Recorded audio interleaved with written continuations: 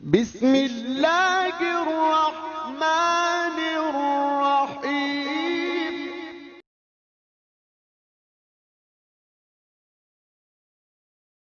طاقت موجودہ دور کے اندر اپنے آپ کو اہل السنہ کہنے والے بعض علماء، ان کی زبان سے اس طرح کی حفوات اور بکواس نکلتی چلی جا رہی ہے، اور وہ اپنے ہال میں بیٹھے ہوئے، اپنے کمرے میں بیٹھے ہوئے، اپنے ہال میں بیٹھے ہوئے، کسی یوٹیوب چینل پر بیٹھے ہوئے، فیس بک لائیو پر بیٹھے ہوئے باقاعدہ اعلان کر رہے ہیں کہ ہم مباہلے کی دعوت دے رہے ہیں، مباہلہ کر لو، ہم فلاں چیز کی دعوت دے رہے ہیں، یہ کر لو۔ ارے اللہ کے بندے، آپ اس کمرے سے نکلیے اور اپنے اسٹیٹس کے کسی آدمی کے ساتھ سامنے بیٹھیے، بات کریے، قرآن و حدیث کے دلائل دیجئے۔ آپ کمرے میں بیٹھ کر اگر اپنی شان کو بھگارنے کے لیے کسی چیز پر دلائل دیں گے اور دلائل پر دلائل دیتے چلے جائیں گے اور کہیں گے میرے دلائل کا جواب ہی کسی کے پاس نہیں ہے، آ جاؤ، تو یہ تو بالکل اسی طرح کی بات ہو گئی جیسے ایک بڑھیا بادشاہ کے پاس آئی اور آ کر کہنے لگی کہ میرے لڑکے کو کوئی ہرا ہی نہیں سکتا۔ تو اس نے کہا بھائی تمہارے لڑکے کے اندر ایسی بات کیا ہے؟ کہنے آپ بلا کر دیکھ لیے دربار میں۔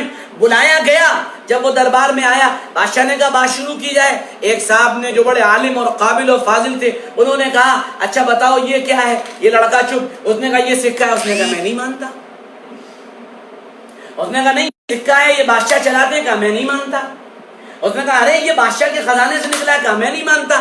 جب آپ یہ کہنے لگے کہ میں مانتا نہیں ہوں، تو پھر آپ کے مقابلے پہ ظاہر سی بات ہے دنیا کے اندر کوئی مقابلہ آپ کا کر ہی نہیں سکتا ہے۔ بات ڈرنے کی یہ ہے، بات سمجھنے کی یہ ہے، بقول کسی بزرگ کے کہ تمہارا اللہ کے نزدیک مقام کیا ہے۔ اگر اس بات کو جاننا چاہتے ہو تو سب سے پہلے یہ دیکھو کہ تم کو اللہ نے کس کام میں لگا رکھا ہے۔ تم کو صحابہ پر تبرہ بکنے پر لگا رکھا ہے، تم کو صحابہ کی کمیاں نکالنے پر لگا رکھا ہے، تم کو جناب معاویہ رضی اللہ عنہ کے لیے برے سے برے القاب اور برے سے بری باتیں بکنے پر لگا رکھا ہے۔ اور پھر آگے چلیے اور تھوڑا سا اور آگے چلیے، میں بہت چھوٹا سا، میں طالب علم ہوں، ظاہر سی بات ہے جو صاحب یہ بات کر رہے ہیں میرا ان سے استادی اور شاگردی کا بھی کھلا اختلاف ہے، لیکن بات یہ بہت سادہ سا میرا بڑا سوال ہے۔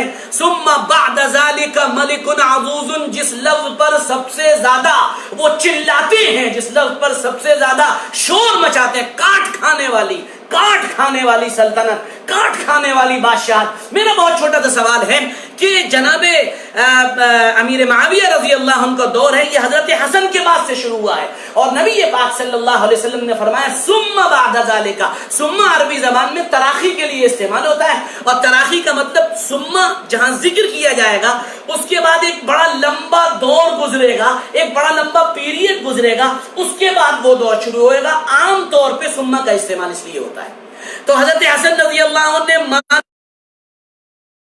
اور خلافت چھوڑنے کے بعد اگلے دن سے ثم بعد ذلك ملک عظوظ، اگلے دن سے ملک عظوظ مسلط ہو گئے، اگلے دن سے پوری دنیا بدل گئی، اگلے دن سے پورا انتظام بدل گیا، اگلے دن سے سختی ہو گئی۔ تاریخ گواہ ہے، پوری تاریخ گواہ ہے، پوری تاریخ اس بات پر شاہد ہے کہ سیدنا امیر معاویہ رضی اللہ عنہ کا 20 سال کا دور امن کا، عدل کا، انصاف کا اور لوگوں کے ساتھ بہترین برتاؤ کرنے کا اتنا زبردست دور ہے کہ جس کا انکار کوئی نہیں کر سکتا ہے۔